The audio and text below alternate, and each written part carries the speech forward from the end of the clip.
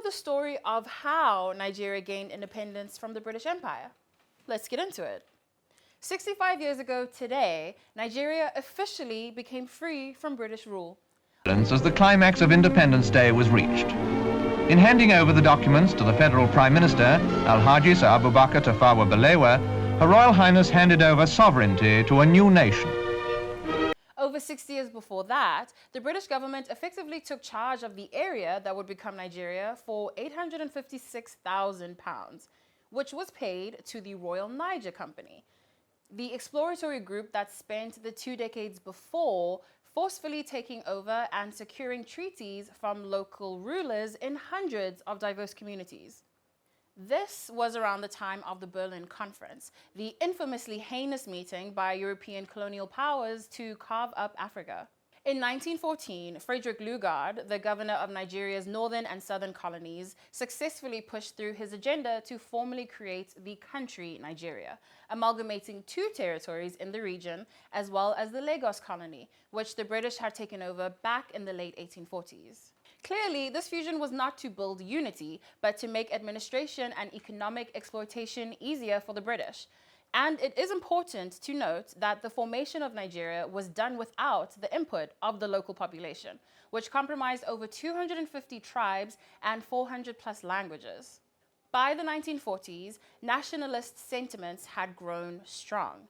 Earlier in the century, Herbert Macaulay, widely regarded as the father of Nigerian nationalism, was among those who led the charge for the inclusion of Nigerians in governance. Coming after him were a long line of agitators, including Jaja Wachukwu, Obafemi Awolowo, Nnamdi Azikiwe, Olufumalayo Ransom Kuti, Eyo Ita, and many more. They founded and/or played key roles in nationalist organizations and political parties, and were eventually instrumental in the early days of local politics in Nigeria. Wachukwu was the country's first parliament speaker.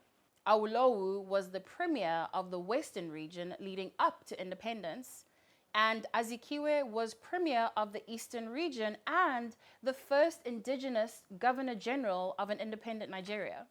Prior to independence, local elections were held, with voting results widely spread across ethnic lines. The northern region, boasting the larger land expanse and population, inevitably became the majority in the parliamentary-style government. This was despite the region's elites being unenthusiastic towards the push for independence, for fear of being politically and economically disadvantaged in a Nigeria that governs itself. The rifts in Nigeria's formation was evident even before independence, a consequence of the colonialist style of indirect rule. Although it was an amalgamated entity, the colonial government ruled through local rulers, leaning into already established hierarchies.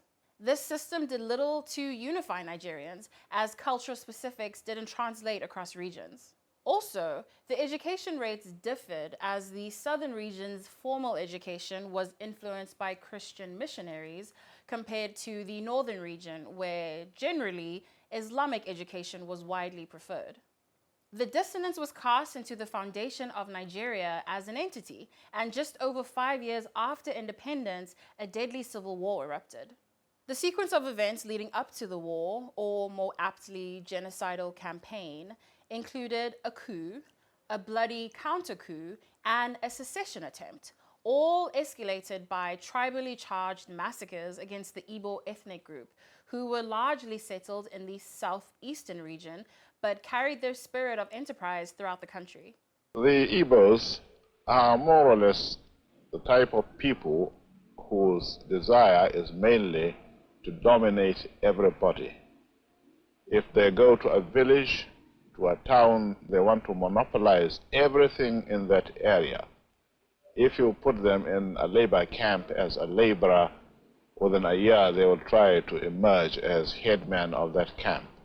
The British government finally agreed to grant Nigerian independence after sustained pressure, and so, on the 1st of October 1960, the Union Jack was lowered and the green, white, green flag was raised. Nigeria was now free of British rule.